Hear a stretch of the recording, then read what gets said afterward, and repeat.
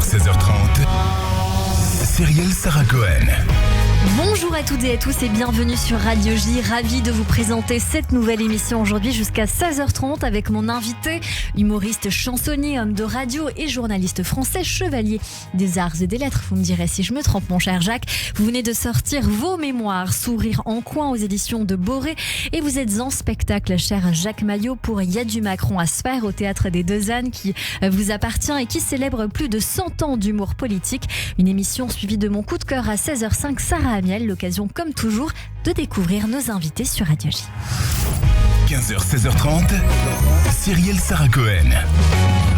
Radio J. Bonjour Jacques Maillot. Bonjour. Merci beaucoup d'être mon invité aujourd'hui. J'ai pas dit de bêtises sur la présentation. Ah non, tout est juste. Parfait, je suis ravie de savoir ça. On va alors découvrir votre actualité ensemble dans un instant. Mais d'abord, une règle dans cette émission qui est celle de découvrir qui vous êtes au-delà de ce que vous faites. Et pour commencer, je vais vous demander 3 mots pour vous décrire. 3 mots pour me décrire. Je suis un peu peut-être fantasque par moment, fidèle et respectueux. Ça, c'est joli. On va voir si ça colle avec vous dans cette émission tout du long. Et alors, le début, toujours le début. Jacques-Henri Denis Maillot, vous êtes né un 1er mars à Riom, si c'est comme ça. Oui, on n'est pas obligé de... Oui, on peut dire Riom. Mais les gens du Midi disent Riom. C'est peut-être parce que je viens du Midi alors que je prononce le M dans le Puy-de-Dôme. Aujourd'hui, avec le recul sur la vie, quel genre d'enfance vous diriez que vous avez eu, Jacques Maillot ? Une enfance très heureuse parce que j'avais des parents sévères, mais très sévères même, mais extrêmement généreux, bienveillants, qui avec mon frère nous ont permis d'avoir une enfance très très agréable, qui nous ont permis de faire les études qu'on souhaitait. Et je dis toujours, j'ai eu un père qui était très conciliant puisque j'ai entrepris des études de cinéma et il s'y est pas opposé, ce qui n'était pas forcément le cas à l'époque. On disait, mais qu'est-ce que tu vas faire ? C'est pas sérieux, etc. Au contraire, il m'a dit, si tu veux faire des études de cinéma, fais-les, mais fais-les bien. Vous parlez dans votre livre d'une jeunesse auvergnate avec votre frère Gérard. Oui. Quels souvenirs vous gardez de votre adolescence ensemble ? Souvenir très très joyeux parce c'est bien d'avoir un grand frère qui a 50 plus que soi parce que il vous sert de justificatif, c'est votre tuteur permanent. Moi, ça me permettait de sortir un peu plus tard que mes camarades le soir parce que mes parents savaient que j'étais avec mon grand frère. Donc ça a arrangé beaucoup de choses. Donc c'est vraiment des joyeux souvenirs qu'on partage tous les deux et qu'on évoque encore puisqu'on a la chance d'être encore là tous les deux. Un grand-père aussi, qui a une grande importance. Oui, j'ai eu un grand-père qui a été un héros de la guerre de 14, qui était mineur de fond et qui était militant jaurétien. Il était très proche de Jean Jaurès et de Alexandre Varenne. Il a été son premier adjoint municipal et c'est un homme que j'aimais beaucoup, qui avait un passé exceptionnel et qui faisait l'admiration de son gendre qui était mon père. Et c'était amusant parce que lui avait fait la guerre de 14-18, donc il respectait le maréchal Pétain qui pour lui avait gagné en partie la guerre avec Clémenceau, alors que mon père était à Londres et donc était très gaulliste. Alors ça faisait des conversations à table très amusantes et c'est peut-être de là que j'ai pris ce goût pour les débats politiques. Ça m'a toujours attiré parce que j'ai essayé de comprendre le pourquoi du comment. Et vous voyez, on a trouvé la racine et l'origine. Ouais. Il y a un petit regret que votre grand-père n'a pas pu voir en 2020. Ah oui, je sais ce que c'est. Je suis devenu président de la Fondation Alexandre Varenne, et comme il a été son premier adjoint, et qui s'était un peu froissé avec Varenne parce que Varenne avait lâché Jaurès. Et mon grand-père supportait pas ça parce que pour lui Jaurès c'était vraiment c'était le sommet.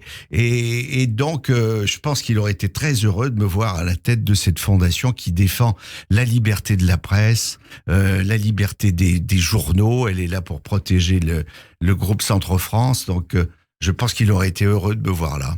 Et peut-être qu'il le voit tout de même. Peut-être.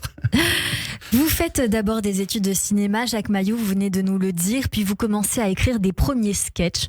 À l'âge de 23 ans, vous allez tester le matériel, comme on dit, à l'échelle de Jacob. Et votre première imitation, c'était Valéry Giscard d'Estaing.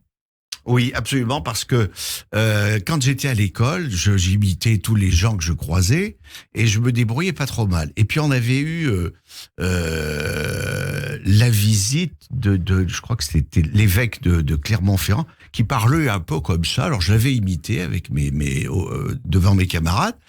Et puis un jour, un d'entre eux m'a dit: est-ce que tu as remarqué que Giscard il parlait comme l'évêque qu'on a connu quand on était jeune? Et je lui dis: oui, t'as peut-être raison. Et donc j'ai fait des essais à l'échelle de Jacob et je me suis aperçu que c'était ça et que ça marchait très bien. Et donc j'ai commencé à faire quelques imitations sur scène. J'ai pas persisté, mais j'ai fait évidemment François Mitterrand, pour lequel j'avais beaucoup d'admiration. J'ai fait Gaston Defferre que j'adorais. Voilà, Michel Audiard, j'adorais Michel Audiard. Donc j'imitais Michel Audiard. Jacques Maillot, pour ceux qui ne savent pas, qu'est-ce qu'un chansonnier, en tout cas pour vous? Un chansonnier, c'est un humoriste qui parle de l'actualité, si possible de façon assez littéraire, parce que tous mes pères qui m'ont précédé étaient des gens assez cultivés. C'était soit des avocats, soit des médecins, soit des profs, soit des instituteurs. Donc ce sont des gens qui parlent de l'actualité, mes lointains prédécesseurs parlaient en vers, notamment en alexandrin, et puis Jean Rigaud a vulgarisé tout ça en se mettant en prose. Et je crois qu'un chansonnier, c'est quelqu'un qui essentiellement parle d'actualité politique. Et on les appelle chansonniers parce qu'avant, ils chantaient, ils faisaient des couplets. Et c'est ce qu'on va voir dans votre spectacle en tout cas, mais pour l'heure, il y a beaucoup d'amuseurs aujourd'hui en radio, comme cela a été le cas à votre époque, on va en parler dans un instant, mais on en voit pousser un peu partout et j'ai envie de trouver des comparatifs si on peut essayer de faire ça. Il y a Philippe Cavrivière sur RTL, il y a Gaspard Proust sur Europe 1. Est-ce que pour vous, ce sont les chansonniers d'aujourd'hui ou ça reste quand même très différent ? Non, je crois que ce sont vraiment les chansonniers d'aujourd'hui parce que chaque génération a sa façon de s'exprimer. Moi, je me suis rendu compte de ça quand je suis arrivé dans l'équipe de L'Oreille en Coin, où il y avait avant moi Jean Amadou, Boris Sorgue, tous ces gens-là. Ils parlaient avec leurs mots de leur génération. Moi, j'arrivais avec mes expressions à moi, et je pense que c'est le cas notamment de Gaspard Proust, pour lequel j'ai une grande admiration, et qui écrit très bien, et qui est très drôle, très cultivé. C'est un bonheur de l'écouter, quoi. Vous allez devenir lauréat du prix des chansonniers Raoul Arnaud. Vous devenez pensionnaire au théâtre de 10h. Vous faites vos premières émissions de radio sur France 3 Auvergne avant d'intervenir dans L'Oreille en Coin sur France Inter où vous restez 16 ans. Je crois savoir, Jacques Maillot. Tous les hommes politiques ont été les invités de cette célèbre émission. Aujourd'hui, c'est très rare de faire autant dans une émission. Quel rôle vous aviez et surtout quel souvenir vous avez gardé de cette époque qui semble assez indélébile quand je regarde les commentaires sous les vidéos en regardant ce que vous avez fait notamment sur Paris Première? Je crois que l'époque de L'Oreille en Coin, c'était vraiment une époque haut de gamme parce qu'on avait des hommes politiques haut de gamme. Et mon camarade Maurice Sorgue, qui était à côté de moi dans le studio, souvent quand on interviewait quelqu'un comme Yves Guéna, comme Gaston Defferre, comme Pierre Mauroy, comme Kofi Annan qu'on a reçu, il me disait: tu sais que ces gens-là, on ne risque rien, ce sont des gens cultivés, honnêtes moralement, et qui ont un niveau intellectuel qui nous met à l'abri de beaucoup de choses. Et je crois qu'il avait raison. Et ce qui nous manque aujourd'hui, ce sont des hommes politiques comme ça, qui ont de la trempe et qui nous mettent à l'abri, qui sont des défenseurs de la démocratie, etc., quelle qu'était leur couleur politique. C'est-à-dire que quand on avait un Pierre Mauroy tenant du programme commun, on ressentait la même qualité intellectuelle et humaine que chez un Yves Guéna, qui était un vieux gaulliste historique, ou qu'un Edgar Faure, qui était un homme plutôt à droite. Mais on avait ce tronc commun, et c'était rassurant. Et c'est pour ça, je pense que cette émission aura laissé une trace assez forte dans l'histoire de la radio. Aujourd'hui, les politiciens, vous dites qu'il y a quand même quelque chose en moins. Oui. Quelque chose de différent, en tout cas. Ouais, un manque de culture? Sans doute, peut-être un manque de culture, bien qu'on a certains jeunes ministres qui ont fait des belles écoles, mais est-ce que les écoles donnent la culture qu'avaient? Je ne sais pas. Ou alors un manque de personnalité, Jacques Maillot. Sans doute, et je crois que c'est même le problème des grands comédiens. Je crois il faut avoir du vécu, de la bouteille, comme on dit un peu trivialement, pour avoir une épaisseur. C'était le cas, par exemple, chez les comédiens comme Lino Ventura, comme Jean Gabin, qui avait vécu plein de choses. Et c'était le cas de ces hommes politiques. Yves Guéna, moi, je l'admirais parce que il m'a dit, à 17 ans, j'ai pris mon vélo à Périgueux et je suis allé en Bretagne pour prendre le bateau et rejoindre Londres. Et je lui disais toujours, Yves, mais qu'est-ce qui vous a poussé à ça? Parce que 17 ans, on est quand même très jeune. Il m'a dit, parce que j'ai dit à ma mère, moi, je ne supporterai jamais de vivre sous le joug des Allemands. Et ça montrait déjà une très forte personnalité. Et cet homme était d'une qualité humaine, d'une élégance intellectuelle formidable. Jacques Maillot, en 89, la SACEM vous décerne son grand prix de l'humour pour l'ensemble de vos émissions et participations radiophoniques. D'ailleurs, c'est ce qui va peut-être vous donner l'envie de faire ce livre Sourire en coin, ou en tout cas, quand on regarde la 4e de couve, on voit que ça a été un moment très important dans votre vie. Plus tard, en 94, Philippe Bouvard va vous faire débuter à la télévision en 74 dans 10 de fer, et vous devenez l'un des pensionnaires des grosses têtes d'RTL. Avec encore une fois du recul aujourd'hui, est-ce que vous trouvez qu'on fait de la radio comme avant? Sans doute pas, parce que Philippe avait une grande qualité. Et c'était une qualité qu'on avait évoquée avec Pierre Bouteiller quand on s'est occupé de Laurent Ruquier à ses débuts, lorsqu'il est arrivé à France Inter. Et Pierre me disait, tu vois, la grande qualité de Philippe Bouvard, c'est qu'il s'est toujours entouré de gens qui lui étaient au moins égaux ou quelquefois supérieurs. J'embrasse Jacques Pessis au passage. Voilà, exactement. Et je crois que quand Bouvard avait autour de lui, aux grosses têtes, Jean-Yann, Jacques Martin, Jean Dutour, chacun dans leur spécialité, c'était vraiment ce qui se faisait de mieux. Et Bouvard n'avait pas peur d'avoir des gens comme ça à côté de lui, en face de lui. Et c'est ce qui a fait la qualité de ces émissions. Et c'est ce qui faisait la qualité des émissions qu'ont fait Codou et Garetto à France Inter, puisqu'ils ont créé cette fameuse oreille en coin qui occupait tout le week-end. C'était des gens très haut de gamme, quoi. Aujourd'hui, les grosses têtes, ça existe toujours. C'est avec Laurent Ruquier sur RTL que vous connaissez bien, parce que vous avez permis de le faire débuter, monter, comme on dit dans le métier. Ça reste quand même, encore une fois, pour vous, très différent, cette radio-là? Oui, parce que malheureusement, Laurent n'a pas la chance d'avoir la qualité des invités de Philippe Bouvard, qui étaient des gens qui étaient impressionnants. C'est vrai que quand Kersozon partait dans des improvisations, et Jacques Martin, c'était éblouissant. Et je ne parle pas de Jean-Yann, qui était un homme au-dessus de la moyenne pour moi, qui avait toutes les qualités de comédien, d'humoriste. Et Laurent n'a pas ça dans son panel, parce que je crois qu'il y a plus de gens de cette stature. Quand un réalisateur avait devant l'objectif de sa caméra Lino Ventura, ça aide. C'est ce que me disait Jacques Deray, qui était un vieux copain. Il me dit, quand tu mets Jacques Delon devant ton objectif, ça aide. Vous venez de confirmer cette expression qui est: le talent, c'est de savoir s'entourer. Oui, je crois. Je crois que c'est très important, et c'est ce que j'ai essayé de faire quand on m'a confié la direction du Théâtre des Deux Ânes. J'ai toujours essayé d'avoir les meilleurs, et c'est pour ça que j'ai rappelé Jean Abadou, Anne-Marie Carrière, qui était vraiment une tête de gondole à l'époque. La première chansonnière. Oui, la première humoriste qui osait se moquer d'elle-même, et surtout qui attaquait déjà beaucoup la gent féminine, et qui a, je pense, fait beaucoup pour l'émancipation et l'égalité des femmes. La féministe avant l'heure. Ah oui, complètement. Alors, militante socialiste, déjà, qui ferraillait bien, qui était... Et puis, c'était une femme formidable. Donc, j'étais heureux d'être avec elle. Et puis après, j'ai même fait venir, quand Jean Roucas a arrêté son bébé de show, il nous a rejoints, et c'est des gens de grand talent, quoi. Jacques Maillot, vous aussi, du talent, vous en avez, parce qu'on va vous voir beaucoup à la télévision, dans Sérieux s'abstenir sur TF1, puis Amuse-Gueule, suivi d'encore Affaires suivantes sur Antenne 2 et d'autres choses encore, comme plusieurs émissions d'humour sur France 3, des Cactus dans le potage ou SOS âme seule, ou les 40 ans de télévision avec Jacques Chancel, et je ne pourrais encore en citer d'autres. En tout cas, une date très importante, c'est le 1er mars 95. Sur les conseils de Jean Herbert, vous prenez la direction du théâtre des Deux Ânes. Parlez-nous de cet endroit mythique qui a fêté quand même ses 100 ans. Oui, le théâtre des Deux Ânes, c'est vraiment un théâtre historique.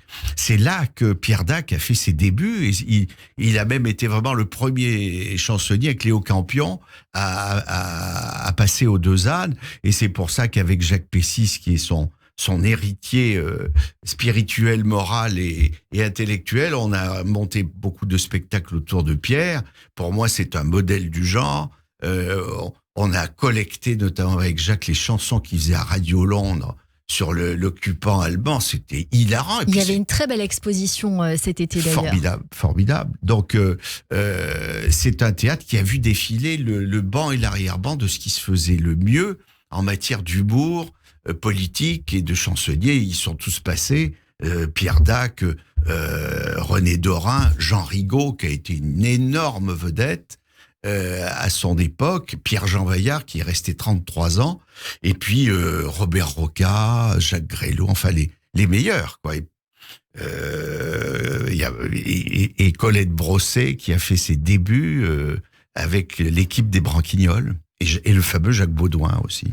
Il y a une histoire particulière, une histoire entre Paris Première et le théâtre des Deux Ânes, qui est donc le repère des chansonniers, comme vous venez de nous l'indiquer. Jacques Maillot, racontez-nous cette fusion, si je puis dire. Oui, ça s'est passé un peu fortuitement. À l'époque, on retransmettait les spectacles du théâtre des Deux Ânes sur un réseau qui appartenait à Électricité de France, à EDF. Et le garçon qui s'occupait de ça m'a dit « J'aimerais bien parler de vos spectacles à Paris Première ».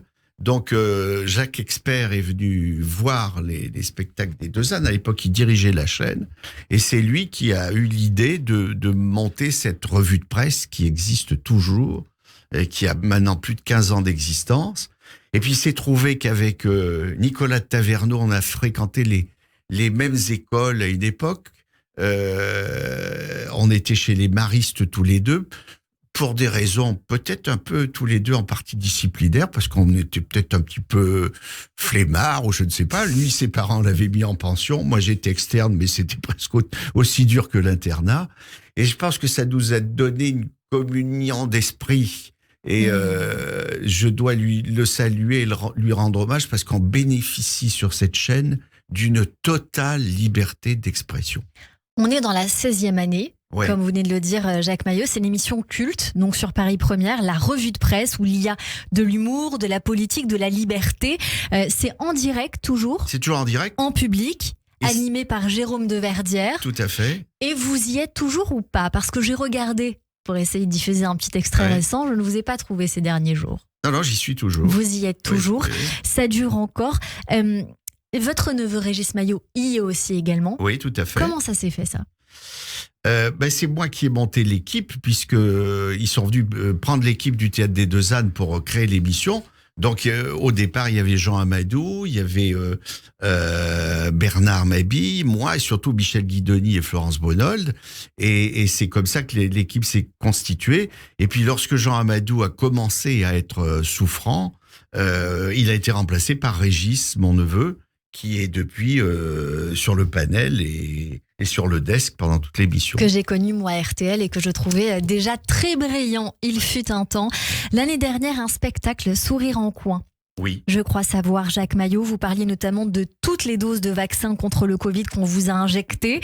Alors là, ça m'a bien fait sourire et vous en reparlez sur scène encore aujourd'hui, où on vous retrouve accompagné dans un spectacle qui s'appelle Il y a du Macron à se faire. C'est jusqu'au 28 avril, je crois savoir, oui, 2024, au Théâtre des Deux Ânes avec plusieurs artistes, dont Michel Guidoni. Oui, dont Michel Guidoni, qui est notre imitateur fétiche et avec lequel... j'ai fait l'oreille en coin puisque Pierre Codou et Jean Garetto demandaient de le recruter. Donc, j'étais allé le voir au théâtre de 10 heures à l'époque, et c'est un imitateur très talentueux. Et donc, on est ensemble depuis 25 ans maintenant au moins. Je l'aime beaucoup dans Sarkozy, dans le jeu de Sarkozy. Et je crois que c'est Florence Brunold, je crois qu'il l'a un peu, comment je pourrais dire, marionnettisé pour faire en sorte qu'il ait exactement les gestes et l'attitude de Nicolas Sarkozy. Oui, parce que Florence, elle a le chic pour piquer les tics, les tocs, les attitudes des gens. Et elle lui a expliqué comment il devait se déplacer, etc. Et c'est vrai qu'il est parfaitement dans la peau de Nicolas Sarkozy. Je vous l'accorde totalement. Alors, plusieurs personnes qui s'enchaînent sur scène, et selon les soirs, les visages changent. C'est aussi important de le dire, et c'est intéressant de savoir que selon les soirs où on vient, déjà l'actualité bouge un petit peu. Je sais que vous faites le travail, en tout cas, ça c'est certain, ça se sent sur scène. Il y a Michel Guidoni, vous y êtes, Florence Brunold, Yann Jammet, Anne-Émilie Charlotte, Gilles Détroit, que je trouve fantastique, Thierry Rocher, Sandrine Alexis, que j'ai déjà reçu ici, Marie Reynaud, Pierre Douglas, et je vous ai trouvé excellent et très juste, Jacques Maillot, dans une actualité très actuelle et actualisée. Vous aviez déjà fait un spectacle qui s'appelle « Tout est bon dans le Macron ». Racontez-nous un petit peu, parce qu'il prend cher, Macron. Hein. Oui, il prend cher parce que Macron, il a un parcours assez atypique. Quand il est arrivé, on trouvait ce garçon brillant et sans aspérité. Et je me rappelle que j'avais été invité sur LCI par Valérie Expert, et elle m'avait dit: mais comment arrivez-vous à croquer Macron? Je dis: on a beaucoup de difficultés parce que il était lisse. Il était lisse et presque parfait, un peu comme l'était Giscard à ses débuts. Et puis au fil des années, on a vu quand même la carapace un petit peu se fractionner, les écailles sont tombées, et on a découvert quand même la fragilité et surtout les manques qui font souffrir notre président de la République. Et on voit bien qu'il n'a pas l'étoffe des grands politiques et des grands présidents qu'on a eus, parce qu'il n'a pas l'expérience. Mitterrand était un exemple. Je disais toujours, pour l'avoir assez bien connu, je disais: Monsieur le Président, vous devriez ouvrir une école de politique. Et si Emmanuel Macron était allé à l'école de François Mitterrand, je suis sûr qu'il serait beaucoup plus à l'aise. Justement, vous venez de parler de François Mitterrand, c'est ma transition, et on va la faire dans un instant avec, vous allez voir, un autre spectacle où il y a de l'envergure, et on va en parler bien évidemment tous les deux dans cette émission. Vous restez avec nous tout de suite, c'est le rappel des titres sur l'antenne de Radio G, et on retrouve Jacques Maillot pour parler du spectacle Il y a du Macron à se faire au théâtre des Deux Ânes. Restez avec nous sur Radio J.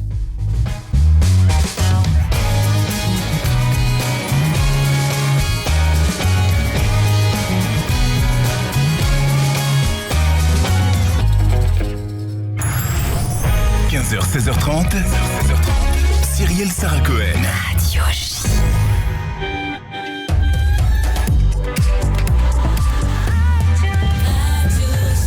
– 15h30 sur Radio J. Bonjour et bienvenue. Tout de suite, le rappel des titres avec Etanit Belaïch.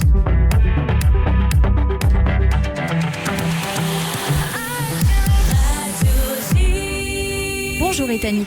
Bonjour à tous. Au 45e jour de guerre en Israël, la commission de la Knesset approuve un budget d'1,115 milliard de shekalim, soit près de 300 millions d'euros pour la reconstruction des villes frontalières de la bande de Gaza.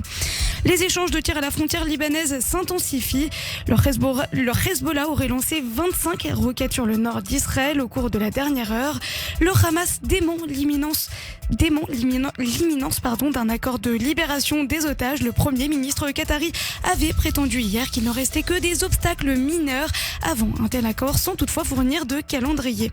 Un hôpital de campagne et des soignants venus de Jordanie, le premier du genre depuis le début de la guerre, sont entrés en début d'après-midi à Gaza, selon des responsables médicaux du territoire palestinien. Le président russe Vladimir Poutine va participer à un sommet en ligne avec le Brésil, l'Inde, la Chine et l'Afrique du Sud. Un sommet consacré au conflit israélo-palestinien, a annoncé le Kremlin. Alors que la Chine Chine reçoit les ministres des Affaires étrangères saoudiens et palestiniens pour parler de la situation à Gaza. La France appelle le pays à accroître son aide aux Palestiniens. Emmanuel Macron a également demandé à Xi Jinping lors d'un appel d'user de son influence pour éviter toute escalade dans le conflit. Enfin, plusieurs milliers de personnes ont marché à Paris hier pour la paix au Proche-Orient. Une marche apolitique à l'appel du monde de la culture.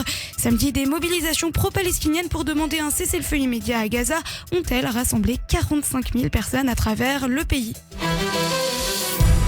Et merci beaucoup Etani Belaïch, on vous retrouve à 16h pour le journal complet. Tout de suite une courte pause et on revient avec mon invité Jacques Maillot et mes chroniqueurs sur Radio J. Radio J, le 6-9, Ilana Ferradian. Tous les matins à 7h45 sur Radio J, Christophe Barbier. Je vous retrouve tous les matins dans le 6-9 d'Ilana Ferradian avec un invité politique chaque jour. C'est le Barbier du matin. C'est tous les jours à 7h45 sur Radio J. Avec la Tzedaka FSJU, solidaire plus que jamais. Agir face à la précarité, au handicap, aux violences, aux accidents de la vie. Soutenir les familles israéliennes réfugiées en France. Toutes ces actions, nous les menons depuis plus de 31 ans grâce à votre générosité et votre fidélité. Cette année, donateurs, bénévoles et parrains, soyons solidaires plus que jamais. Donnez sur tzedaka.fr. Tzedaka.fr. Pour rester connecté à nos actions et événements, suivez dès maintenant le FSJU sur les réseaux sociaux. Alexis Lacroix, directeur de la publication Actualité Juive Hebdo. Grands reporters de la terreur, des journalistes proches de l'organisation terroriste se sont-ils rendus complices des crimes perpétrés par le Hamas? Actualité Juive pose la question et apporte des réponses. Retrouvez chaque semaine Actualité Juive sur abonnement et en digital sur actualitéjuive.com. Actualité Juive, l'hebdomadaire incontournable de la communauté. Radio J et l'association Sauveteurs sans frontières vous invitent à une soirée débat et de réflexion. Au programme, la guerre entre Israël et le Hamas, les enjeux géopolitiques, le poison de l'antisémitisme en France. Soirée en présence de nombreuses personnalités. Gérald Darmanin, Olivier Véran, Manuel Valls, Éric Ciotti, Bernard Cazeneuve, Clément Beaune, Valérie Pécresse, Agnès Buzyn, Chaim Corsia, Philippe Val, Jean-Michel Blanquer et des représentants des familles des otages et des victimes du 7 octobre. Soirée exceptionnelle, lundi 20 novembre à 19h dans l'hémicycle du Conseil économique, social et environnemental. Réservation obligatoire par mail à info@sauveteur.org avec votre nom, prénom et numéro de carte d'identité. Radio J. Radio J. Radio J. Radio J. 15h, 16h30. Cyrielle Sarah Cohen. De retour sur l'antenne de Radio J. Merci beaucoup d'être avec nous, avec mon invité aujourd'hui, Jacques Maillot, pour le spectacle Y'a du Macron à se faire au Théâtre des Deux Ânes. Je suis venue vous voir ce samedi soir, cher Jacques, et cela démarre alors en chanson avec deux artistes, Michel Guidoni et Anne-Émilie Charlotte, qui chantent ensemble Y'a du Macron à se faire. Tu te prends pour Jupiter, le peuple t'en a rien à faire, t'es plus majoritaire, pour eux c'est un calvaire. Tu dis tout et son contraire. Je crois que ça résume un peu plutôt bien le personnage. Le personnage, et si je puis me permettre, dans un autre spectacle que je suis allée voir, puisque nous parlions de François Mitterrand il y a un instant, je suis allée voir le spectacle de Christophe Alévêque. Oui. Qui s'intitule Cher François, moi et François Mitterrand, au théâtre Rive Gauche d'Hervé Le Tellier. Et justement, Christophe Alévêque dit exactement la même chose que vous. Il n'y aura plus de François Mitterrand. François Mitterrand, c'était quelque chose, mais par ailleurs, il dit du président de la République Macron, sa personnalité m'inquiète. Il est doté d'un narcissisme effréné, ne doutez pas, un désir très malsain d'être aimé et une volonté d'imposer à l'autre jusqu'à parler de psychopathe. Oui, je crois qu'il y a un vrai problème comme ça. Oui, il est très autocentré et on le voit bien. Il ne supporte pas d'avoir autour de lui des ministres un peu brillants. Et je disais en plaisantant l'autre jour avec mon vieil ami Jean-François Copé, qui a été sollicité, je lui dis alors tu vas y aller? Il m'a dit mais pas du tout, il ne supportera jamais de m'avoir à ses côtés. Je crois que Jean-François a tout à fait raison.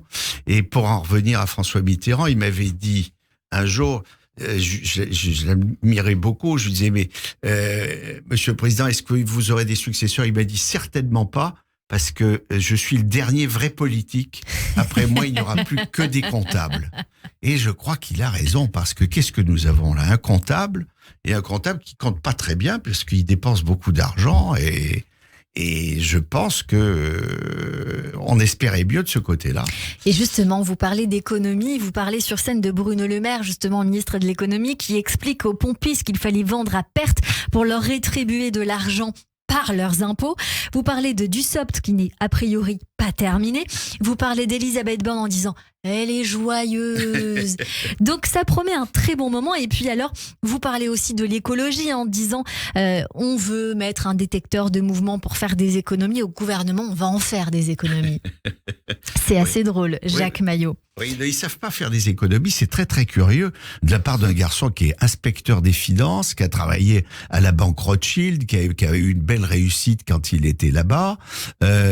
J'ai des grands copains banquiers qui m'ont parlé de lui, qui m'ont dit on a vu défiler des gens très brillants, mais de ce niveau-là rarement, donc c'est un peu surprenant de voir le résultat. Et je crois que ce qui manque aujourd'hui à nos politiques, c'est cette fibre et puis cette expérience qu'avaient les aînés comme François Mitterrand, Georges Pompidou et même Valéry Giscard d'Estaing, qui est un homme qui avait quand même d'abord il s'était engagé volontaire dans la division Leclerc et puis après il avait eu ses grands-parents qui étaient dans la politique, donc il avait une vraie expérience. Il était élu de terrain, il était conseiller général. La preuve, quand il a été battu à la présidentielle, il s'est représenté comme conseiller général, ce qui était courageux. Et je crois que ça manque beaucoup, ça. Est-ce que vous pensez qu'Emmanuel Macron ne paye pas sa jeunesse qui, fut un temps, on disait, était peut-être son va-tout, son atout, en disant il est jeune, il a envie, il va faire, il a la vision de la jeunesse, alors que finalement on se rend compte qu'il vaut mieux avoir la vision surtout de la bouteille? Je crois que dans le marigot politique, il vaut mieux être un vieux crocodile qu'un jeune caïman, je crois. Et puis alors, il y a un truc que disait toujours Winston Churchill quand on lui recommandait un politique. Il disait, ce type-là est brillant, il faut que vous le preniez avec vous. Et il disait toujours, il est brillant, mais est-ce qu'il a de la chance? Et je pense que Emmanuel Macron n'a peut-être pas de chance, parce que depuis qu'il est là, on a quand même beaucoup d'ennuis qui nous tombent sur la tête, qui sont pas de son fait. On disait pareil d'Hollande, souvenez-vous. Alors oui, mais lui c'était la pluie, c'est pas bien méchant la pluie. Bon, il y a eu aussi les attentats de Paris, il faut dire. Oui, il y a eu les attentats, mais lui il a eu les gilets jaunes, bon qu'il n'a pas vu venir et qu'il aurait pu voir venir. Il a eu plein de trucs, le Covid qui nous est tous tombé dessus alors qu'on était une génération bénie quoi. On se disait on n'a pas eu de guerre, on n'a pas eu d'épidémie. C'est vrai. Tout est tombé dessus et là maintenant on a la guerre malheureusement, deux guerres tragiques et importantes. Donc on se dit Macron il est peut-être qu'il a un peu l'âge commune, quoi, c'est possible. Une question tout à fait politique, si je puis me permettre, Jacques Maillot. On voit ce que moi, me permet d'appeler une sorte de schizophrénie politique, avec un discours un jour et en même temps l'autre jour. Macron, ces derniers jours, Emmanuel Macron, le président de la République, a dit notamment sur Israël, en parlant de Gaza, qu'il y avait trop de victimes à Gaza, alors que quelques jours auparavant, il avait dit qu'il fallait répliquer parce que c'était naturel d'avoir une riposte au vu de ce qui s'était passé. Est-ce que ça aussi, c'est un problème politique, un problème moral, je dirais même? Je ne sais pas. Non, c'est le problème du en même temps. On peut pas dire Israël a le droit de se défendre, et surtout défendez-vous, mais ne faites pas de morts. C'est la guerre sans faire de mort, ça n'existe pas, comme disait Charles Pasqua, on ne fait pas d'omelette, 5 cassés 2. Et il avait raison, donc Israël doit se défendre et bien se défendre, plus que jamais. Donc, La crainte d'Emmanuel Macron, pour en avoir discuté avec ses proches, c'est d'importer le conflit, enfin, ce qui est dit comme étant une importation du conflit n'est pas, puisque l'antisémitisme ne date pas du 7 octobre en France. Ceci étant, il y a cette crainte d'un embrasement. Mais est-ce que le fait d'être laxiste ne fait pas repousser le problème? Bien en sûr. disant, puisqu'il ne se passe rien, on peut tout faire. Et puis dans quelques temps, même si aujourd'hui on est en mute, 1 an, 2 ans, 3 ans, la France sera dans un embrasement terrible. Mais c'est le risque, et puis c'est le laxisme qui continue, puisque on est en train de payer le laxisme de notre politique migratoire qui a laissé s'installer des ghettos qui échappent à l'ordre républicain, à notre éthique républicaine, notre vieille laïcité à la française. On parlait de Jaurès tout à l'heure, et je trouve que c'est très très dommage, parce que ça on va le payer, on le paye déjà. Et alors avoir peur, maintenant qu'il faut réagir. Ben, C'est pas plus tard. Justement, il devait y avoir un référendum sur l'immigration. On fait une émission très politique aujourd'hui, Oui, Jacques mais il ne le Maillot. fait pas, comme Et toujours. il se passe rien. Vous savez, les grandes causeries, après les Gilets jaunes, moi j'avais des copains qui étaient maires de campagne, ils disaient, il est venu, il a parlé pendant 7 heures. Bon, formidable. Mais qu'est-ce qui est sorti de tout ça? Rien. Les grands entretiens de Saint-Denis, qu'est-ce qui est sorti de tout ça? Rien. Donc c'est bien beau de parler, mais encore faut-il, quand il y a eu les entretiens de Grenelle après mai 68, il en est sorti des choses très concrètes. Et je crois que faire des colloques et des entretiens sans rien au bout, à un moment, le couvercle, il est sur la cocotte minute et il explose. Et quand bien même, j'ai envie de dire, comme il y a toujours un 49-3, on n'avance pas. Et puis, il y a une forme de gouvernement, je ne veux pas dire dictature, mais qui fait ce qu'il veut. Oui, qui fait ce qu'il veut. Et c'est d'autant plus triste, c'est qu'il aurait pu avoir une majorité après sa réélection présidentielle. Il n'a pas fait campagne. Et quand on fait pas campagne, souvent on perd les élections. Il les a pas perdues, mais il les a pas gagnées. Ah, ça c'est bien dit. Et voilà. Et donc, quand on n'a pas de majorité, on est pris au piège. Et le général de Gaulle et Michel Debré, qui étaient les auteurs de cette formidable constitution, ils l'avaient bien saisi, le 49-3. C'était pour traverser les moments un peu difficiles, mais c'est pas un outil permanent. Jacques Maillot, selon un sondage des Français, ce qui est dit sur scène quand on vient vous voir, le moral des Français est au plus bas depuis 20 ans. C'est-à-dire que la courbe ne remonte pas, en tout cas quelqu'un sur scène dit cela. Dans votre public, qui est là? Que des anti-Macron? Des pro-Macron? Qui est-il, ce public? Je crois qu'on a de tout et c'est pour ça que j'ai, comme teasing sur le spectacle, je dis si vous n'aimez pas Macron, vous pouvez venir. Si vous l'adorez, vous pouvez venir. Ça lui fera enfin une majorité. Et donc, c'est une très bonne réponse. Et je crois qu'on a tout. Les gens sont pas forcément braqués contre lui, mais il lui reproche certaines choses, comme on reproche d'ailleurs toujours à des présidents de la République, sauf que lui, ça prend une ampleur qui est plus inquiétante. Dieu sait si François Mitterrand a été contesté, mais il a toujours gardé sa majorité, tout comme l'ont fait également Georges Pompidou et les autres.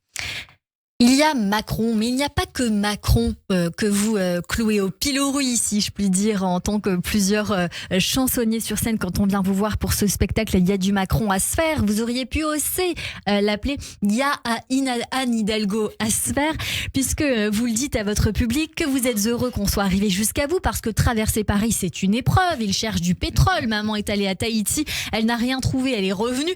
Et alors, Anne Hidalgo, elle en prend aussi pour son grade. Oui, là, je dois dire qu'elle est habillée chaudement pour l'hiver, mais c'est bien parce que quand on rentre de Tahiti, on risque un chaud et froid.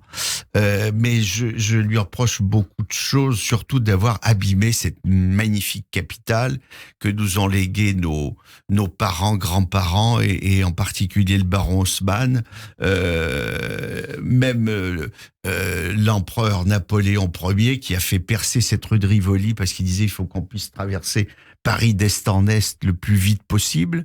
Lui pensait à ses campagnes, j'imagine. Mais c'est bien dommage d'avoir... là, je viens de passer à la Concorde. Il y a encore une espèce de toile, de chapiteau. Et évidemment, elle ne voit pas la perspective haussmannienne avec l'Assemblée nationale au fond. Et ces deux hôtels magnifiques que sont l'hôtel de la Marine d'un côté et le Crillon de l'autre. C'est triste de massacrer des perspectives comme ça. Et ça, je lui en veux beaucoup parce que le personnage, je n'ai rien contre elle, mais abîmer des chefs-d'œuvre comme ça, c'est un peu dommage. C'est quand même le patrimoine commun. Je pense que la majorité des Français sont d'accord avec vous, même si elle a été réélue. Mais vous parlez d'elle comme d'une maladie asymptomatique. Maintenant, on a le virus de la dengue. C'est Anne Hidalgo. Il y a aussi sur scène Anne-Émilie Charlotte qui chante Paname pour parler des rats, les lapins du métro pour parler des frotteurs ou encore d'Anne Hidalgo. Et puis vous en clouez d'autres au pilori aussi, hein. Il faut bien le dire, Jacques Maillot, Gérard Larcher, c'est la publicité pour la gastronomie française, dites-vous. Concernant Mélenchon, c'est le Che Guevara de la canebière depuis qu'il s'est présenté à Marseille. Je ne dirais pas tout, mais vous dites qu'il était pro-laïcité et un super orateur. Aujourd'hui, c'est un ancien bouffeur de curé devenu un lécheur de burqa. Je vous cite évidemment Jacques Maillot et sur scène également. D'autres artistes bien sûr, mais aussi Michel Guidoni dans Yves Montand qui chante Paris, c'est pourri, tout pourri à Paris. Aussi dans la peau de Patrick Sébastien, on fait sauter les soviets. Michel Fugain sur les politiciens, Léon Zitrone qui présente Paris 2024 et Gilles Détroit, que je dois vous dire que je trouve fantastique aussi. Joueur de mots très fort sur le métro et Pôle emploi, mais aussi l'hôpital. C'est un spectacle qu'il faut aller voir et il n'y a pas que un spectacle, que celui-ci. En tout cas, il y a du Macron à se faire. Il y en a d'autres aussi pour fêter ces plus de 100 ans d'humour au Théâtre des Deux Ânes. Oui, on a un spectacle, une comédie qui est très drôle, qui s'appelle De Gaulle est de retour, qui est un spectacle anachronique où Charles de Gaulle revient dans la loge d'un concierge et comme il a soif, il veut boire un petit coup de vin, mais français. Et comme le vin du concierge n'est pas très bon, le concierge lui dit je vais descendre chez l'épicier qui est en dessous. Et pendant qu'il descend, évidemment, il laisse le général tout seul. Et le général voit un truc là qui traîne sur la table. C'est une zappette de télé. Il n'en a jamais vu, évidemment. Et il se met à allumer la télé. Il regarde ce qui se passe en France. Et il commente, et là c'est hilarant, évidemment, parce que la France d'aujourd'hui, vue par De Gaulle, c'est très drôle, et c'est une comédie très enlevée, avec un rebondissement à la fin dont je ne vous parle pas, mais qui réunit sans doute les deux plus grands personnages politiques de l'histoire de France. Et donc il faut venir voir ces spectacles au Théâtre des Deux Ânes, évidemment. Et puis j'embrasse aussi Sandrine Alexis que j'ai reçue, qui est formidable avec vous sur scène. On poursuit cette émission tout de suite avec toute la culture que vous aimez, Jacques Maillot, ou qui pourrait vous plaire. Radio J. 15h, 16h30, Cyrielle Sarah Cohen. Et tout de suite, c'est la chronique Flashback avec vous, Kevin Derblum. Bonjour Kevin. Bonjour Cyrielle, bonjour Jacques Maillot. Je suis ici pour parler de vos goûts artistiques et culturels du moment. Et sur les conseils du coach vocal d'Emmanuel Macron, on commence toujours par s'échauffer en musique avant un discours ou une chronique, afin de ne pas risquer un déraillement vocal tel que le fameux « Parce que c'est votre projet !» de notre président. C'est donc parti pour la musique avec une chanson interprétée par George Benson, Beyond the Sea.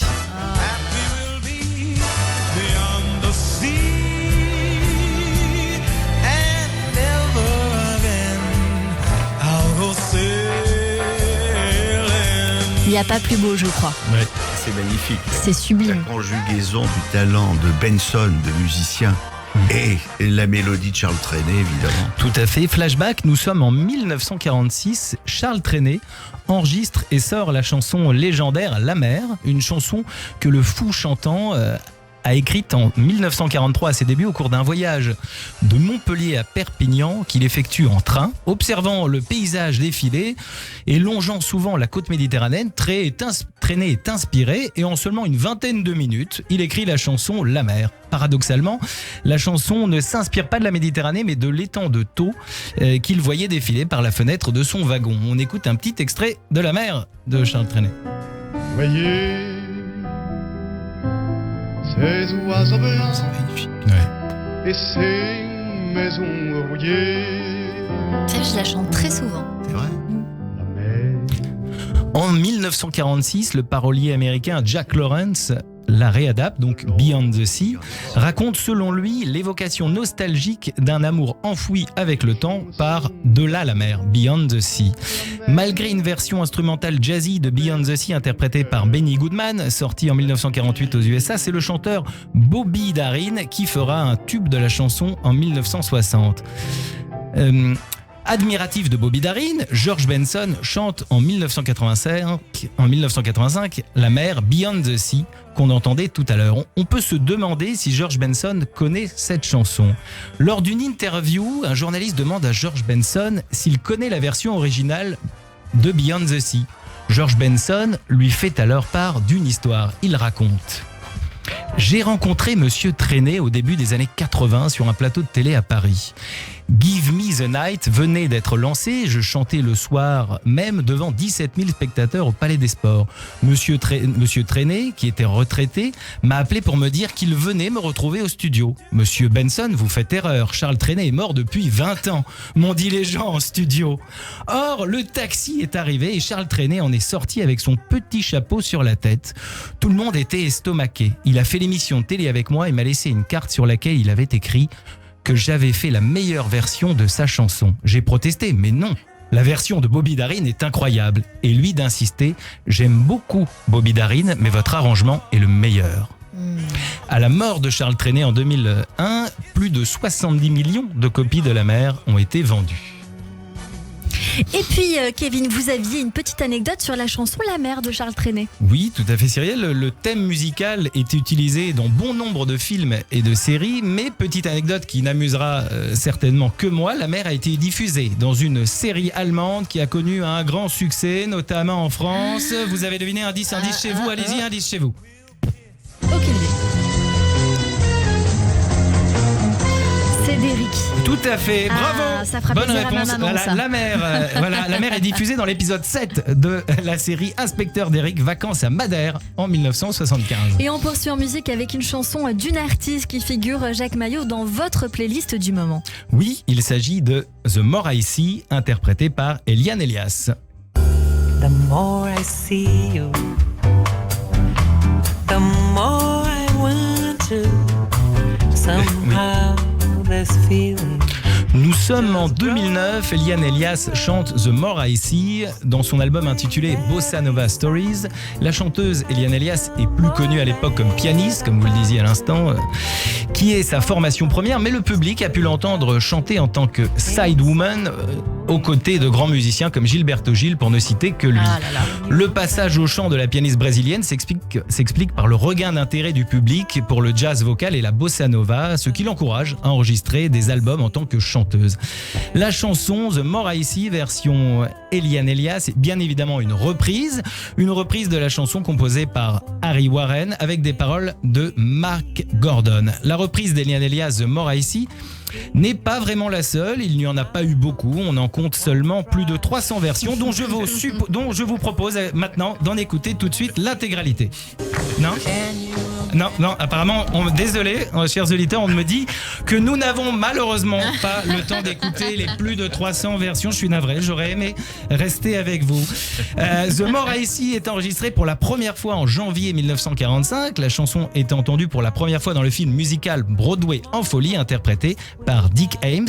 Cela étant, elle est rendue populaire par l'interprétation de Chris Montez en 1966. Ah, c'est beau.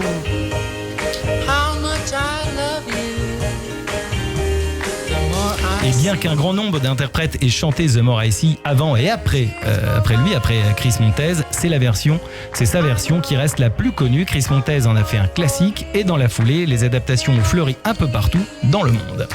Après la musique, le cinéma avec un film que l'on peut voir en ce moment dans les salles obscures. En effet, il s'agit du film de Martin Scorsese, Killers of the Flower Moon. Le voilà enfin, notre héros de guerre est de retour au bercail. On a bien fait de revenir ici parce qu'ici, les ossages sont les meilleurs, les plus magnifiques créatures au monde. Mais ce sont des gens avisés. Et ils ont fait en sorte de décider seuls à qui revenait le pétrole. Il vient de souffler sa 81e bougie il y a quelques jours. Le réalisateur Martin Scorsese est de retour avec une fresque crépusculaire sur une série de crimes commis contre les Osage, tribu d'Amérindiens dans l'Oklahoma des années 1920, un anti-western qui réunit Robert De Niro et Leonardo DiCaprio dans une exploration sans concession de la noirceur de l'âme humaine et de la culpabilité de l'Amérique blanche. Il s'agit de la 6e collaboration cinématographique entre Scorsese et DiCaprio, de la 10e entre Scorsese et De Niro et de la 11e et dernière collaboration entre Scorsese et le compositeur Robbie Robertson, décédé 2 mois avant la fin de la sortie du film. Le film est d'ailleurs dédié à Robertson. Le cinéaste adapte une histoire vraie basée sur l'enquête du journaliste David Grann, paru en 2017, sur une série de meurtres commis dans les années 1920 au sein d'une tribu amérindienne enrichie grâce au pétrole. Après Irishman en 2019, sorti sur Netflix, on se réjouit que la dernière œuvre de Martin Scorsese, financée par Apple, trouve le chemin des salles. Le remarquable Killers of the Flower Moon, son 27e long métrage en 60 ans de carrière, présenté hors compétition au Festival de Cannes, a reçu une standing ovation de 9 minutes à la fin de la projection.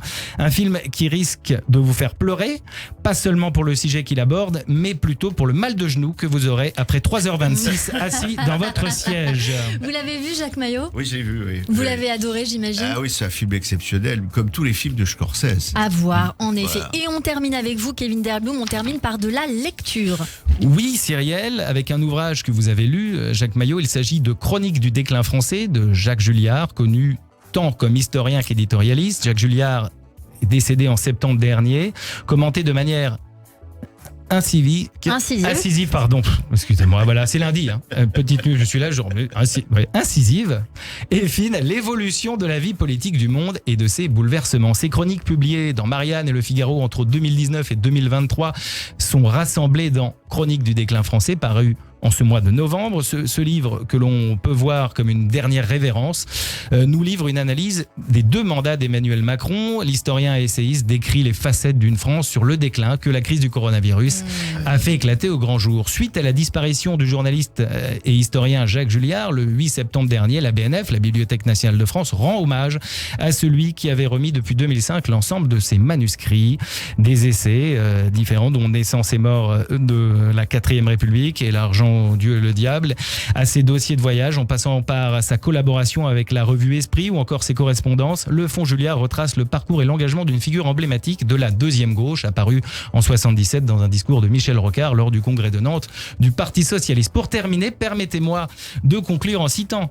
une phrase de Jacques Julliard qui me semble d'actualité, qui rejoint un peu ce qui a été dit tout à l'heure.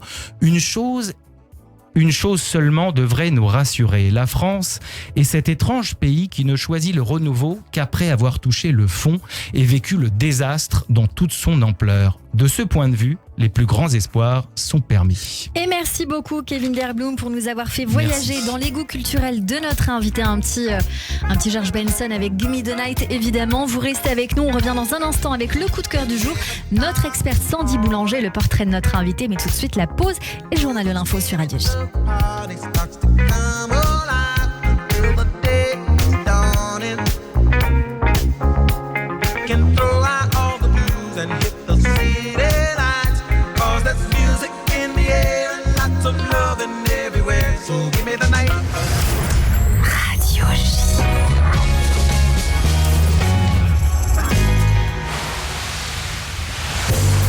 Vous écoutez le 15h-16h30 de Cyrielle Sarah Cohen avec le concours de l'Hôtel Royal Pullman Cannes Mandelieu. L'adresse idéale pour vos mariages, bar mitzvah, fêtes religieuses ou événements professionnels. L'Hôtel Royal Pullman Cannes Mandelieu. L'Esprit Riviera. 06 21 31 34 64. 06 21 31 34 64. Royalsignature.fr. En ces temps de conflit, une lueur émerge au cœur d'Israël. Le Magen David Adom, symbole de courage et d'engagement, a besoin de notre soutien plus que jamais. Chaque don compte.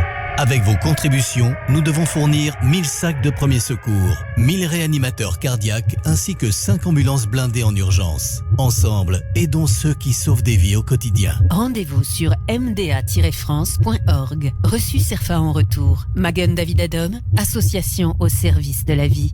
Avec la Tzedaka FSJU, solidaire plus que jamais. Agir face à la précarité, au handicap, aux violences, aux accidents de la vie. Soutenir les familles israéliennes réfugiées en France. Toutes ces actions, nous les menons depuis plus de 31 ans grâce à votre générosité et votre fidélité. Cette année, donateurs, bénévoles et parrains, soyons solidaires plus que jamais. Donnez sur tzedaka.fr. Tzedaka.fr. Pour rester connecté à nos actions et événements, suivez dès maintenant le FSJU sur les réseaux sociaux.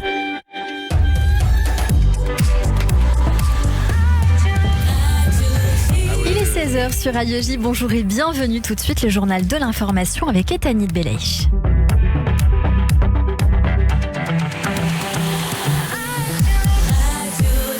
Bonjour Etanit. Bonjour à tous. 45e jour de guerre en Israël et Tsahal continue d'étendre ses opérations contre le Hamas dans le nord de la bande de Gaza. L'armée israélienne a pris possession du palais de justice de Gaza, l'un des symboles du pouvoir du Hamas en début d'après-midi. Cela sur fond de pourparlers pour libérer les otages entre les mains du mouvement terroriste en échange d'une trêve dans les combats. Le Hamas a démenti ce matin l'imminence d'un accord. Le Premier ministre qatari avait prétendu hier qu'il ne restait que des obstacles mineurs avant une telle entente, sans toutefois fournir de calendrier. Les échanges de tirs à la frontière libanaise s'intensifient. Tsahal aurait frappé à plusieurs endroits le Liban dans la matinée. Des frappes qui font suite à des tirs en provenance du Hezbollah, l'organisation terroriste qui a revendiqué 3 attaques de drones contre des positions militaires israéliennes. Pascal Sunshine. 3 explosions de drones piégés qui n'ont pas fait de blessés mais qui n'avaient pas non plus déclenché d'alerte. Tout cela évidemment est dû aux conditions météo difficiles, notamment dans le nord avec d'importantes chutes de pluie et coups de vent qui rendent d'ailleurs plus difficile au Hezbollah le tir de missiles anti-chars, mais en revanche qui lui permettent de tirer des roquettes et des obus de mortier. Un obus de mortier d'ailleurs a touché une base de Tsahal dans la matinée, faisant d'importants dégâts matériels, mais aucun blessé. On en est à plus de 25 tirs du Hezbollah depuis le début de la journée. Notre correspondante en Israël, Pascal Sunshine. Un chiffre maintenant, la guerre coûte 1 milliard de shkalim par jour à l'État hébreu. Des responsables du ministère israélien des Finances ont dévoilé ce montant au cabinet de guerre hier soir. Le coût des opérations militaires menées par Israël à Gaza et à la frontière libanaise s'élèverait à plus de 245 millions d'euros par jour. Cette somme comprend notamment la solde des 360 000 réservistes mobilisés, le coût du carburant, de la nourriture et des munitions. Le ministère a également indiqué que le budget de la défense devrait être revu à la hausse l'année prochaine. Des revenus de la billetterie de la Coupe d'Asie de football seront reversés aux Palestiniens, ont annoncé les organisateurs. Nous avons décidé de donner des revenus générés par les billets vendus pour la Coupe d'Asie au Qatar pour apporter une aide nécessaire en Palestine, a déclaré le président du comité d'organisation sans préciser l'importance de ce don.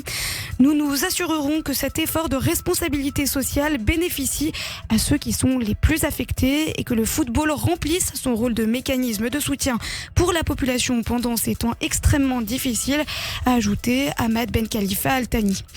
Elon Musk assure ne pas être antisémite malgré son soutien à une publication contre la communauté juive. C'est une affaire qui est remontée jusqu'à la Maison-Blanche, qui a accusé le patron de X, ex-Twitter, de faire la promotion abjecte de la haine antisémite et raciste. Une vive critique qui fait référence à un tweet d'Elon Musk publié le 15 novembre. Les communautés juives prônent la même haine dialectique contre les blancs qu'elles reprochent aux autres, avait ainsi affirmé un utilisateur de X. Vous avez dit la vérité, avait alors répondu Elon Musk. Le commissaire européen au marché intérieur Thierry Breton a condamné les propos du milliardaire, appelant les plateformes à réagir. On l'écoute. En toute état de cause, moi je fais maintenant longtemps que je ne qualifie pas les tweets d'Elon Musk. En revanche, je qualifie ce qui se passe sur le réseau Twitter. C'est mon rôle, et notamment mon rôle de régulateur. Les actes et les propos antisémites sont évidemment condamnables et sont condamnés.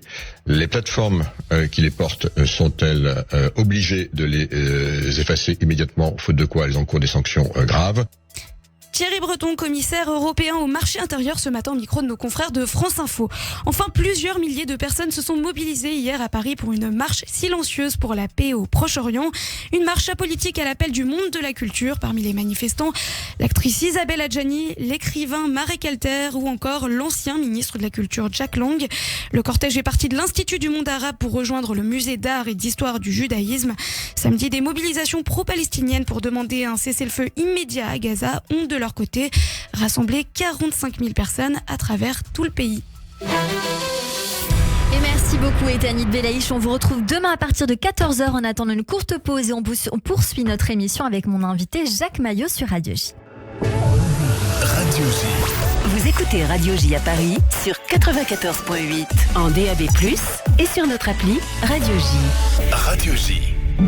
Alexis Lacroix, directeur de la publication Actualité Juive Hebdo. En ces jours si difficiles, Actualité Juive se tient plus que jamais au cœur de l'actualité. Soutenez-nous, abonnez-vous, www.actualitéjuive.com ou 01 88 61 45 55. Retrouvez chaque semaine Actualité Juive sur abonnement et en digital sur actualitéjuive.com. Actualité Juive, l'hebdomadaire incontournable de la communauté. Le magazine S par Sophie Davant. Bonjour, c'est Sophie. Pour fêter ses 2 ans, mon magazine S fait peau neuve pour mieux répondre à vos préoccupations et à vos envies. Santé, psycho, mode, beauté, plein de nouveautés avec les conseils des meilleurs experts, des témoignages et des bons plans pour se sentir bien. Le magazine S par Sophie Davant chez votre marchand de journaux. Avec la Tzedaka FSJU, solidaire plus que jamais. Agir face à la précarité, au handicap, aux violences, aux accidents de la vie. Soutenir les familles israéliennes réfugiées en France. Toutes ces actions, nous les menons depuis plus de 31 ans grâce à votre générosité et votre fidélité.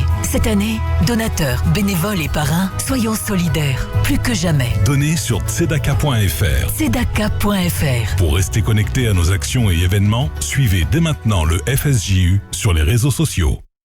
Radio J et l'association Sauveteurs sans frontières vous invitent à une soirée débat et de réflexion. Au programme, la guerre entre Israël et le Hamas, les enjeux géopolitiques, le poison de l'antisémitisme en France. Soirée en présence de nombreuses personnalités. Gérald Darmanin, Olivier Véran, Manuel Valls, Éric Ciotti, Bernard Cazeneuve, Clément Beaune, Valérie Pécresse, Agnès Buzyn, Chaim Corsia, Philippe Val, Jean-Michel Blanquer et des représentants des familles des otages et des victimes du 7 octobre. Soirée exceptionnelle, lundi 20 novembre à 19h dans l'hémicycle du Conseil économique, social et environnemental.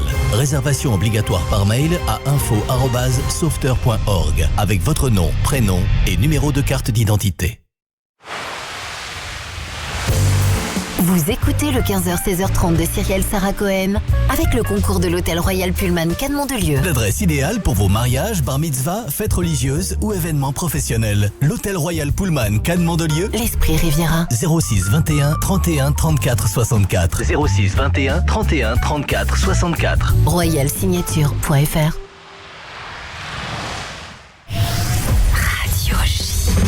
Radio J. 15h, 16h30. Cyrielle Sarah Cohen. De retour sur l'antenne de Radio J. Merci de nous rejoindre. Si c'est le cas, si vous êtes avec nous depuis le début de cette émission, merci pour votre fidélité avec notre invité aujourd'hui, Jacques Maillot, pour le spectacle Y'a du Macron à se faire jusqu'au 28 avril au Théâtre des Deux Ânes qui fête ses plus de 60 ans de carrière, j'ai envie de dire. Vous venez aussi nous voir pour ce livre Mémoire d'un chansonnier, sourire en coin aux éditions de Boré. Et ensemble, on va passer à ce que j'appelle l'introspection. Pour ce faire, petit casque, Jacques. 10 questions pour nous aider encore à mieux vous connaître, Jacques Maillot. Et je commencerai avec une citation. Oscar Wilde a dit « Parfois nous pouvons passer des années sans vivre du tout et tout à coup notre vie entière est concentrée dans un seul instant. Faisons alors cela maintenant. » Jacques Maillot, si vous aviez la possibilité de reprendre votre vie depuis le début, que changeriez-vous ? Pas grand-chose, parce que je crois que j'ai eu une vie plutôt agréable. J'ai fait ce que j'avais envie de faire. Je devais faire du cinéma puisque j'ai fait les études pour. On a failli faire un film avec mon vieux copain Georges Lautner, et puis Georges commencé à être fatigué, donc je ne l'ai pas fait, mais j'ai pas vraiment de regrets. J'ai connu des gens exceptionnels. Donc, je ne regrette pas grand-chose. J'ai quelquefois, comme tout le monde, raté des choses dans mon parcours, mais je regarde rarement derrière. Donc, je crois que non, je changerai pas beaucoup de choses. Quel conseil donneriez-vous à un enfant pour réussir sa vie ? Il faut d'abord qu'il rêve un petit peu. C'est peut-être ce qui manque aujourd'hui dans la vie des enfants. Je crois qu'on rêvait peut-être plus à notre époque parce qu'on n'avait pas ces fichus portables et ces tablettes. Donc il faut un peu rêver sa vie, et puis après, quand on voit à peu près ce qu'on pressent avoir envie de faire, je crois qu'il faut le faire. Et il faut se jeter à l'eau et puis se donner toutes les chances pour le faire. Donc il faut réunir la chance, essayer de faire les bonnes rencontres, et puis travailler, hein, comme disait Fernandel. Il disait dans la réussite, il y a 1% de talent et puis du travail. Il avait bien raison. Quel a été le plus bel âge de votre vie et pourquoi, Jacques Maillot ? Je crois que c'est à peu près vers la quarantaine, parce que là, on est en pleine forme. On a devant soi encore pas mal d'années à vivre. Et puis, je crois que c'est là où j'ai fait les rencontres les plus importantes de mon parcours. Et c'est là où j'ai rencontré tous les grands politiques, que j'ai fait des voyages formidables, que je suis allé à Tahiti, que j'ai rencontré Brel, etc. Voilà, je crois que c'était une belle époque, quoi. Quelle est la chose que vous avez faite cette année et dont vous pensez vous souvenir toute votre vie? Cette année,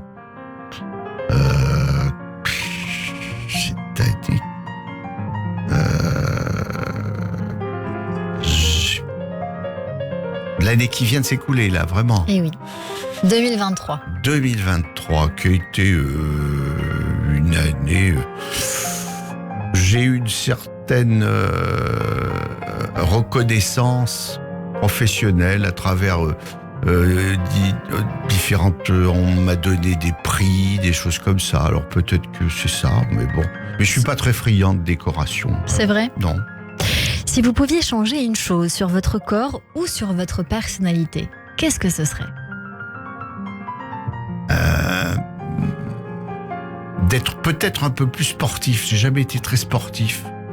Alors je me suis forcé. Et je trouve que c'est un peu dommage parce que ça fait quand même du bien. Mais voilà, ça serait peut-être un côté comme ça. Pourtant j'ai fait des sports un peu dangereux comme de l'automobile et du parachutisme, mais j'étais pas très sportif. Voilà. Si vous étiez président de la République, Jacques, quelle serait la première mesure que vous prendriez?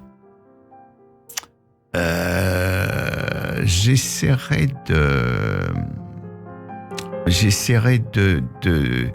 supprimer vraiment les inégalités. Et il y en a beaucoup dans ce pays.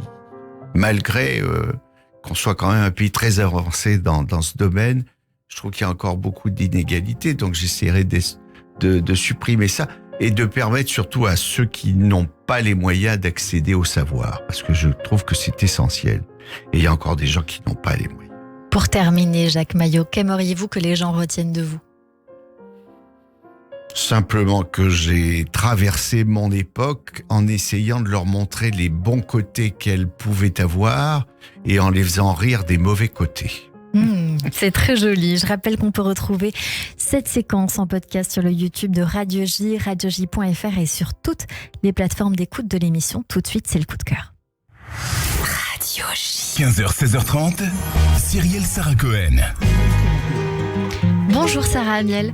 Bonjour Cyrielle. Merci beaucoup d'être mon invitée. On va écouter votre premier single, Je voudrais que tu veux, avec Oriane Lacaille, et on revient dans un instant.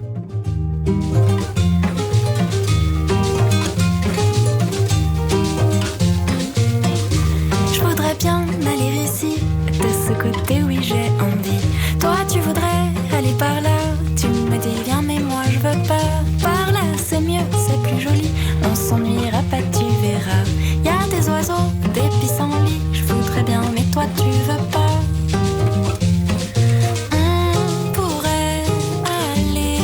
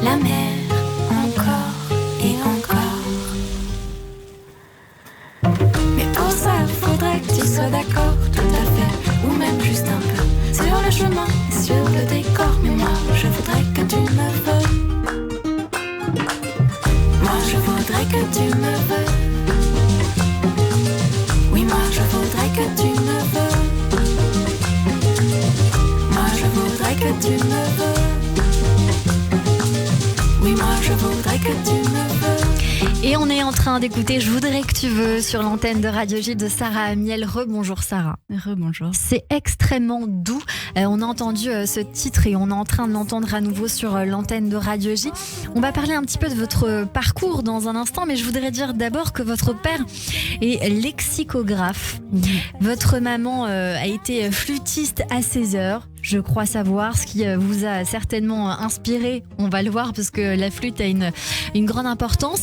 Mais je voudrais que tu veux. Est-ce que c'est français ou ça l'est pas ? Alors, je voudrais que tu veux. Est-ce que c'est français ? C'est pas vraiment français, on est d'accord. Donc c'est un petit clin d'œil ? C'est une petite formule, effectivement, enfantine ou naïve. C'est vrai que c'est peut-être quelque chose que j'aime bien, l'espèce de spontanéité enfantine dans mes chansons. Et c'est une manière aussi un peu rigolote de parler de ces affres amoureuses qui sont assez communes au final de ce que raconte la chanson. C'est très doux, on le disait il y a une petite seconde. On va parler un petit peu de comment vous avez démarré. Votre maman, je le disais, elle a travaillé pour le Festival de Jazz de Paris notamment. Flûtiste à 16 heures et vous avez grandi entre les concerts et les dictionnaires. C'est ça. Alors ça, c'était vraiment dans ma plus petite enfance, mais c'est vrai que ma maman, du coup, m'emmenait beaucoup au concert quand j'étais petite. Peut-être que c'est ça, entre autres, qui m'a donné le goût de la musique, de l'écouter, de la jouer. Et peut-être pas que, parce que votre grand-mère était pianiste. Tout à fait. Ma grand-mère m'a beaucoup appris et m'a beaucoup transmis. Et j'ai passé beaucoup de temps chez elle à essayer de jouer du piano. Et notamment, quand vous ne jouiez pas du piano, il y avait une chanteuse particulière que vous aimiez écouter. Oui, tout à fait. Qui était ? Césaria Evora.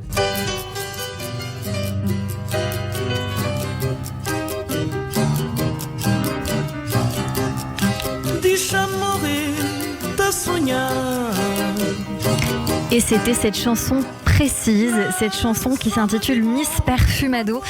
Césaria Evora qu'on a tellement aimé et qu'on aime encore bien évidemment, spécialiste de la morna, chanson du Cap-Vert.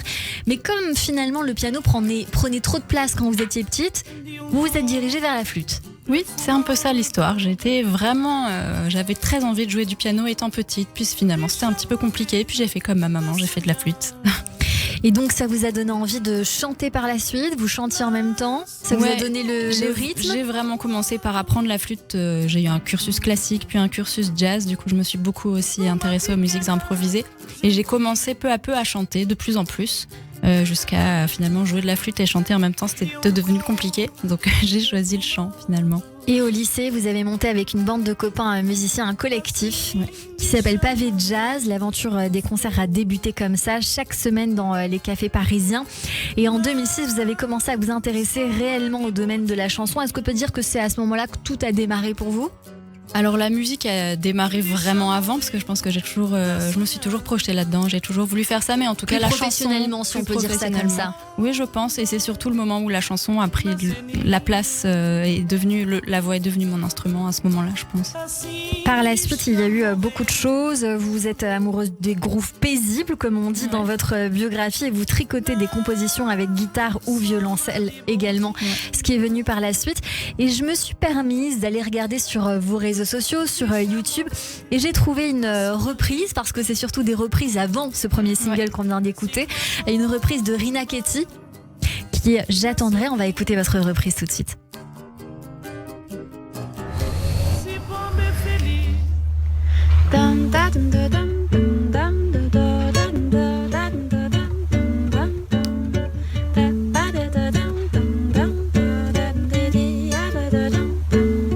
J'attendrai le jour et la nuit. J'attendrai toujours ton retour.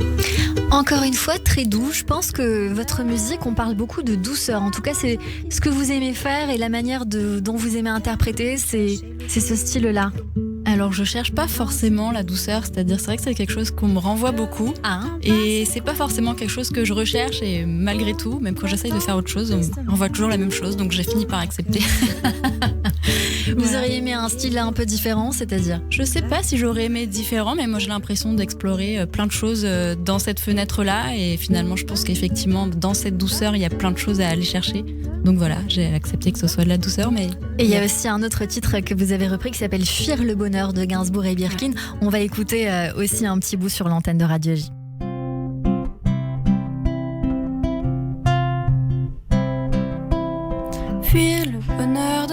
cœur qui ne se sauve, que le ciel azur réduire au mauve, penser ou passer à autre chose, faudrait mieux.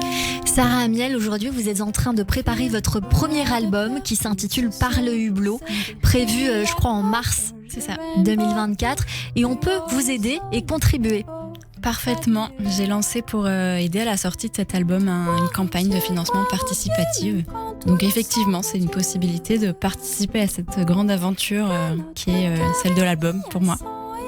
Aujourd'hui, je sais que vous étiez en tout cas récemment le 16 novembre au festival Les Nuits du Chat à Montpellier qui fait découvrir de nombreux artistes. Vous étiez aussi en première partie d'autres artistes, je crois, Dimoné et Jean-Christophe Sirven. Est-ce qu'il y a d'autres dates potentielles, ou en tout cas est-ce qu'on peut vous suivre sur les réseaux pour savoir quand elles vont arriver? Complètement, on peut me suivre sur tous les réseaux qu'on connaît. Et puis il y aura des dates à partir de mars qui est la date de sortie d'album.